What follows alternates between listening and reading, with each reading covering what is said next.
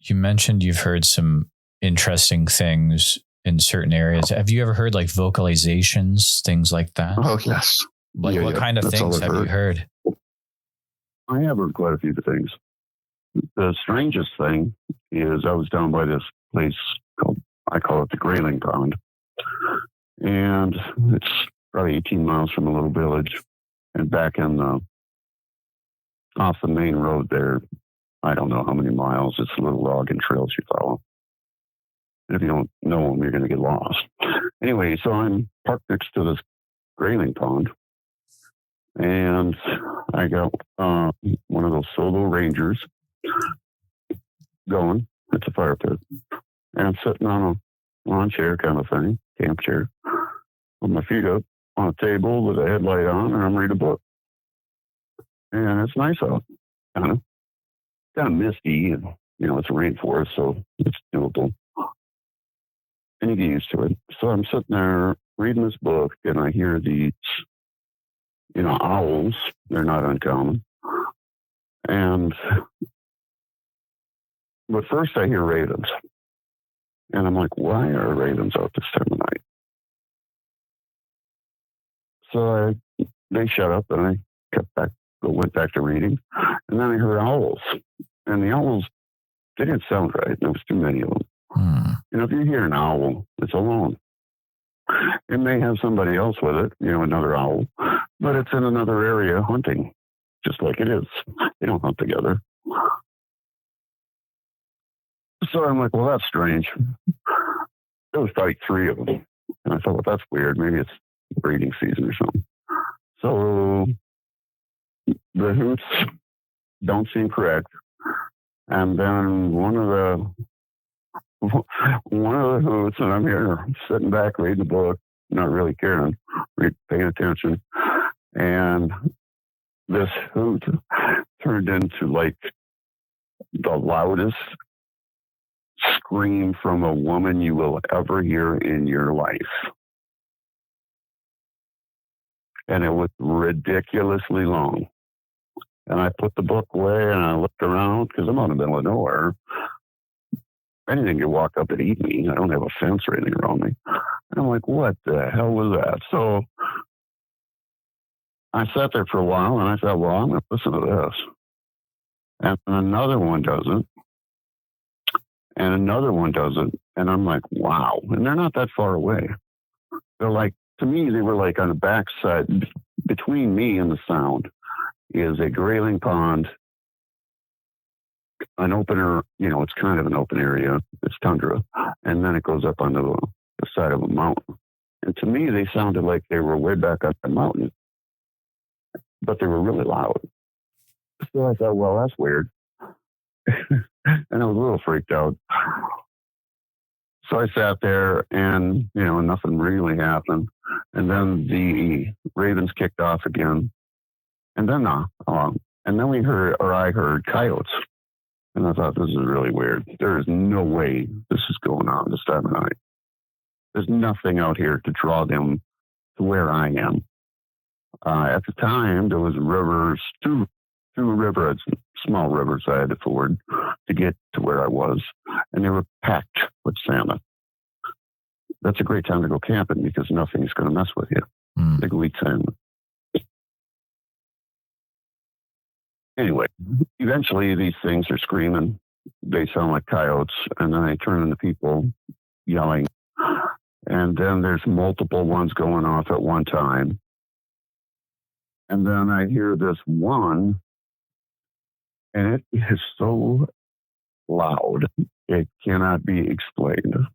It shook my entire body.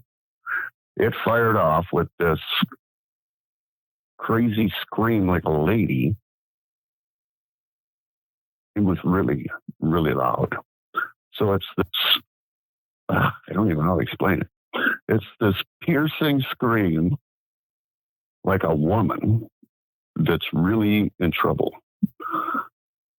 And then it turned into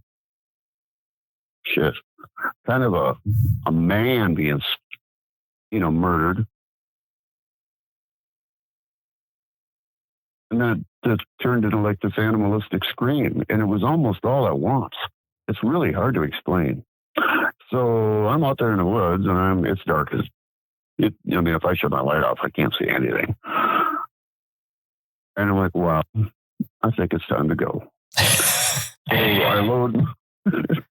I load my chair into the truck, and do my little, make sure everything's picked up. Well, the fire pit's too hot to do anything to. I'm not worried about it. It's a rainforest. It's not going to burn. You're not going to have a forest fire there. So I get in the truck, and the way my SUV is made, I can look backwards with the doors open. Mm-hmm. And I have a chair back there where I can just chill out in and read. So I was. I'm like, well, at least I'll be in here. So I shut the 2 doors, and I had the window open. And I'm like, okay, I want to listen to this. So they kept screaming. They kept repeating the same similar screams up on the mountain or between the mountain high. And then there were like 2 huge ones that seemed to have flanked me on each side. And what they would do is when they would scream, it was mostly the one on my left side. When this thing would scream, it was like in competition with the others. And it screamed so loud. It was, you wouldn't believe it. I mean, if I hadn't heard it, I'd think, yeah, dude, sure, it was loud. No, this is like louder than an M16 report. But it kept going and going. And finally, the one on the right started. So I got these 2 gigantic things. I can't see shit. And they're hollering like nothing I've ever heard. Just, it's insane. So I'm like, well, I think it's time to leave again. So I crawl over, and I'm about to shut the hatch and just crawl in the front seat. I'm not going outside. And then the one on the left started laughing. And it was this, I can't produce it, but it was this deep, truly laugh. And it started like, oh, but then it turned into like this demonic laughing. And it was incredibly loud and very deep. And then the one on the right did it. So I'm between these 2 things. And I'm thinking, I should be terrified. But I'm not. And I started laughing. Along with these 2 guys or whatever. And I thought, there's something wrong here. I got to get the hell out of here. So I listened a little longer, and I'd been there maybe 40 minutes at the most, something like that. I don't know. Since they started talking. Oh, they talked too. And I shut the hatch, and I'm like, I can't deal with this. I'm going somewhere else.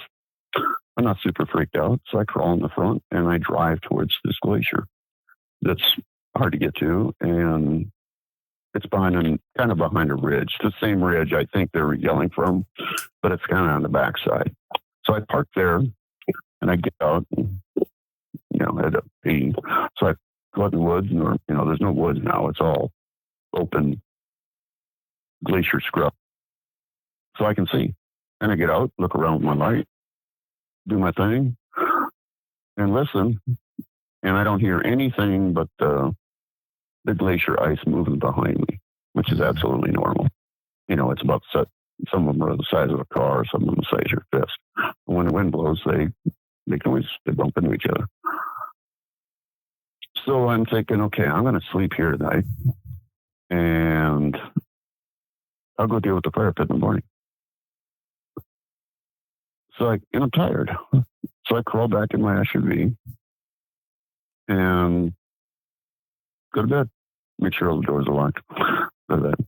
There's nobody out there. There's no human beings out there. And sometime during the night, I wake up and I hear this sound of something bouncing off the top of my SUV, off the roof. I'm thinking, what in the hell?